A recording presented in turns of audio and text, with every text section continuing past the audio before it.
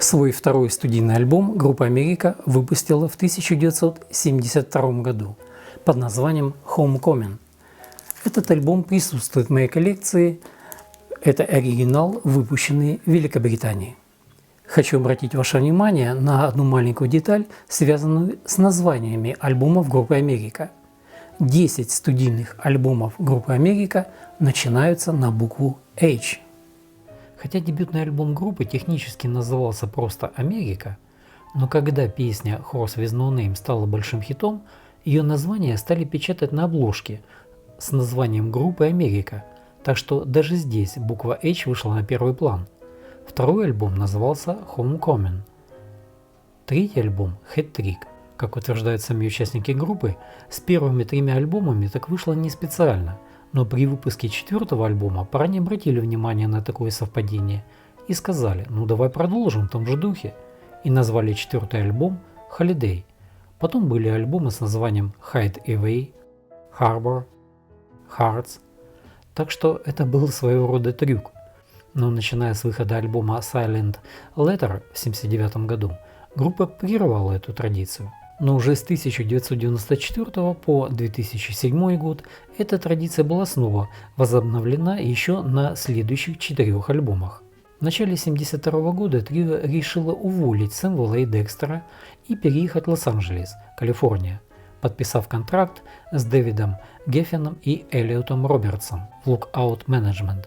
Но уже к 1973 году группа покинула Lookout, чтобы присоединиться к Джону Хартману и Харлану Гудману, после того, как последние двое ушли из Geffen Roberts. Запись второго альбома была отложена из-за переезда группы, а также из-за травмы руки Пика. Группа решила спродюсировать альбом самостоятельно. Группа начала свой переход от преимущественно акустического стиля к более роковому с помощью Хэлла Блейна на барабанах и Джозефа Осборна на бас-гитаре. Альбом Homecoming совершенствует и фокусирует фолк-поп подход, сформированный группой в их дебютном выпуске. Их предыдущая запись имела достаточно коммерческий и критический успех, и второй альбом обеспечил трио еще один набор хитов, укрепив их имидж как влиятельной фолк-рок группы. Этот альбом включает в себя добавленную группой более богатую инструментальную составляющую, в частности более выраженные гитарные клавишные слои, дополняющие композиции, основанные на акустической гитаре. Хотя тексты песен по-прежнему иногда банальны и неуклюжи. Тематика текстов песен строится на склонности к тоске и страсти к путешествиям, что казалось весьма выразительным и убедительным, особенно в таких песнях как Moon Song, Ventura Highway, California Revisited и Corn Walk Blank. Качество звука чистое и яркое. Красочные аранжировки, хотя и по-прежнему основанные на акустической гитаре, содержат больше электрогитары и клавишных. Песня Ventura Highway, открывающая первую струну альбома, является самой известной из всего песенного материала альбома и, несомненно, является ярким моментом. Трек сочетает в себе великолепную музыкальность, идеально выполненные гармонии и приятное качество. Несомненно, он передает атмосферу начала 70-х годов. Это уникальная классика с прекрасным, отчетливым и оптимистичным настроением и ритмом. Она была написана Баннеллом и содержит поэтические тексты, вдохновленные семейной поездкой по Южной Калифорнии десятилетием ранее. Баннелл рассказывал о появлении этой песни. «Ну, как семья мы были размещены на базе ВВС Вандерберг в Центральной Калифорнии. Было много пляжей, и наша семья часто ездила в Лос-Анджелес. Однажды, когда мы ехали по шоссе, у машины моего отца спустило колесо. Мы были прямо там, на пляже, и мы тусовались, пока отец мой менял колесо. И мы были под знаком автострады с надписью Ventura. Позже, когда я вернулся в Англию, я вспомнил, как я сильно любил побережье Калифорнии, в основном солнце и прибой. В своем воображении я видел этот знак Ventura, и я собрал несколько аккордов. Затем я напел мелодию поверх. Вот так и получилось Ventura Highway.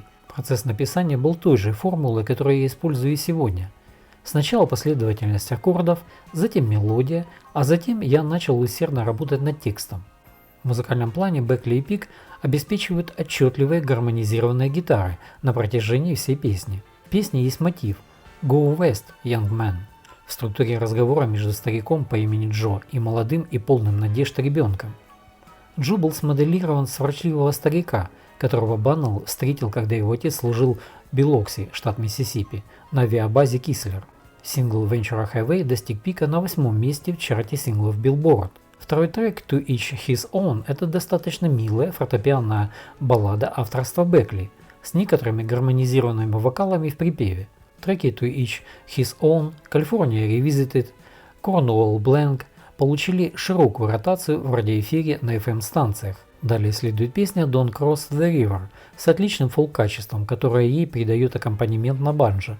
Песня имеет очень кантри-роковое настроение и напоминает по звучанию дебютный альбом группы Eagles. Трек Don't Cross the River смог подняться на 35 место в Billboard. Песня Баннелла Moonsong имеет асимметричную мелодию, которая переходит от чистого фолка к электрической коде с прекрасным гитарным соло пика.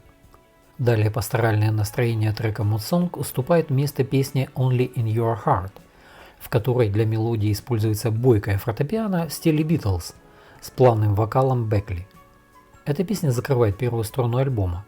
Песня Only in Your Heart достигла своего пика на 62-м месте в чарте поп-синглов Billboard. Вторая сторона пластинки открывается песней Till the Sun Comes Up Again – До восхода солнца, возвращая слушателя к мягкому фолк-року. Это акустическая мелодия с небольшой аранжировкой в куплетах и гармонизированным вокалом и хорошими ритмами во время припевов. Далее следует песня Cornwall Blank с более мрачным настроением, с большим количеством ревербераций и слоями электрогитар. Здесь используется больше электрогитары, чем обычно для американского акустического звучания, и в вокале есть некоторая настойчивость. Песня Head and Heart – это кавер-версия песни покойного британского фолк-исполнителя Джона Мартина, но Америка отдает ей должное. Придыхательный перкуссионный звук, слегка фанковое электропианино идеально вписывается в звучание группы. Это единственный кавер на альбоме Homecoming. Драйвовая, смелая песня California Revisited, возможно, самая хард-роковая, которую когда-либо выпускала группа. California Revisited является самой оптимистичной и позитивной песней на альбоме. В отличие от некоторых более интроспективных песен, эта песня заставляет отбивать ритм ногой. Альбом завершает более меланхоличная песня пика Saturn Nights с мягким пианино и глубокими гармониями. Отличный трек, чтобы достать зажигалки, поднять их над головой, покачиваясь в такт музыки. В своем обзоре на сайте AllMusic музыкальный критик Дэвид Клири назвал Homecoming лучшим альбомом Америки, несмотря на цитирование иногда банальных текстов, и написал, что в каждой песне здесь есть что-то, за что ее стоит порекомендовать. Альбом Homecoming достиг топ-10 в чартах поп-альбомов и был сертифицирован платиновым. Это помогло группе Америка продвинуться к еще большему успеху на протяжении 70-х годов. Основываясь на своих первых двух альбомах, группа выиграла премию Грэмми в номинации «Лучший новый артист 1972 года». Если вы любитель творчества группы Америка и самого жанра фолк-рок, вы обязательно захотите вернуться к песням этого альбома. Это первоклассный альбом.